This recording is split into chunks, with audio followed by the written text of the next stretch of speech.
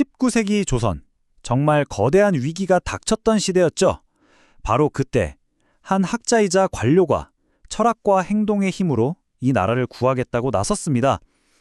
오늘 우리가 함께 살펴볼 인물, 바로 응화 이원조의 이야기입니다. 자, 여러분이라면 어땠을까요?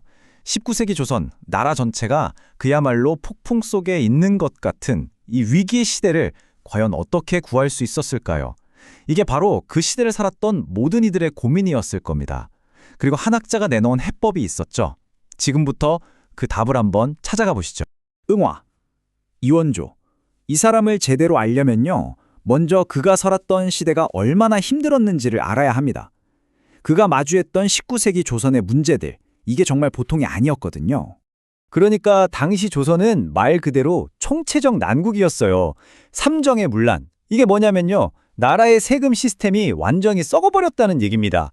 이러니 국가 재정은 바닥나고 백성들 삶은 그야말로 파탄에 이른 거죠. 근데 문제 이게 다가 아니에요. 서학, 즉 서양 학문이 들어오면서 기존의 사회 질서까지 막 흔들리기 시작합니다. 그러니까 뭐 하나가 문제가 아니라 사회 시스템 자체가 무너지기 일보 직전이었던 겁니다. 자, 바로 이런 절망적인 상황에서 나에게는 해법이 있다고 믿었던 한 사람이 역사의 무대 위로 딱 등장합니다. 네, 오늘 이야기의 주인공, 응화 이원조입니다. 이 응화 이원조라는 인물은요, 그냥 책상에 앉아서 글만 읽는 그런 학자가 아니었어요.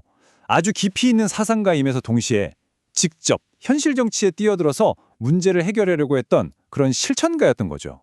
그의 삶을 쭉 보면 뭐랄까 엘리트 코스를 밟았다고 할 수 있죠. 겨우 18살에 과거에 떡하니 합격해서 공직 생활을 시작했고요. 특히 1841년 제주 목사로 일할 때는 행정 능력이 정말 뛰어나서 큰 족적을 남겼다고 해요. 이렇게 평생을 학문과 정치에 바친 끝에 80세의 나이로 정말 방대한 저수를 남기고 세상을 떠나게 됩니다. 자, 그렇다면 이원조는 이 모든 혼란의 근본 원인이 대체 어디에 있다고 봤을까요? 그는 해결책을 내놓기 전에 먼저 자기만의 철학적인 렌즈로 시대를 깊숙이 들여다봤습니다. 그의 진단은 아주 명쾌했습니다. 문제는 제도가 아니라는 거예요. 진짜 문제는 바로 사람의 마음이라는 거죠.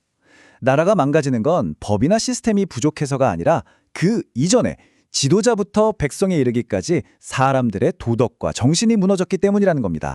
그래서 그가 꺼내든 해결책의 핵심 키워드가 바로 경입니다. 이 경이라는 건요, 그냥 어른을 공경한다 이런 뜻을 훌쩍 넘어서요, 뭐랄까 요즘 말로 하면 일종의 마음챙김 같은 거예요. 스스로의 마음을 딱 붙잡아서 중심을 잡는 정신 수련법이죠. 결국 내 마음이 바로 서야 이 세상도 바로 세울 수 있다. 이게 바로 그의 철학의 핵심이었던 겁니다. 이원조의 철학은요, 막 새로운 걸 찾으려고 한 게 아니었어요. 오히려 정반대였죠.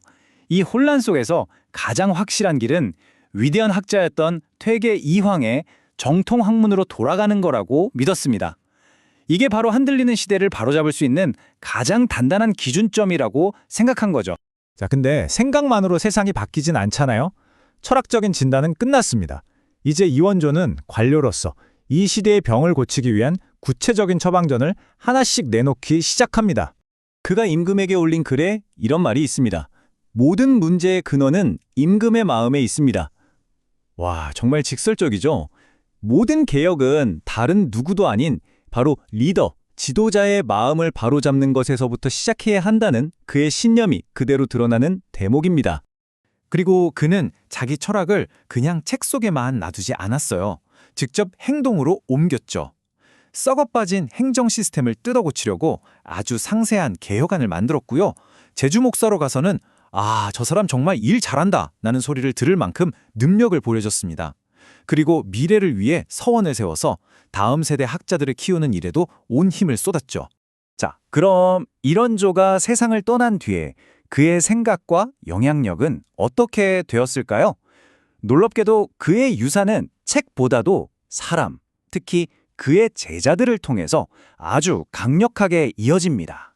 그가 남긴 책들도 물론 대단하지만요, 어쩌면 그의 가장 위대한 유산은 종이 위에 남은 글이 아니라 살아있는 사람이었을지도 모릅니다. 바로 그가 직접 가르치고 키워낸 제자들이요. 이 영향력의 연결고리를 보면 정말 흥미로운데요.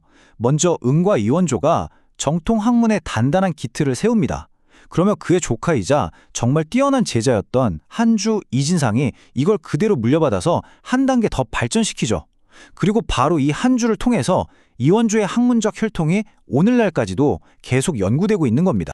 실제로 이 스승과 제자, 그러니까 숙부와 조카의 관계는요, 지금도 학계에서 굉장히 중요하게 다루는 연구 주제입니다. 그만큼 이원조의 가르침이 후대에 미친 영향이 어마어마했다는 증거겠죠.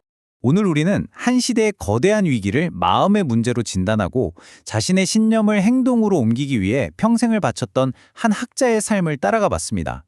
어떠셨나요? 그의 치열했던 고민은 21세기를 살아가는 우리에게도 똑같은 질문을 던지는 것 같습니다. 진정한 리더십은 과연 어디서부터 시작되는 걸까요?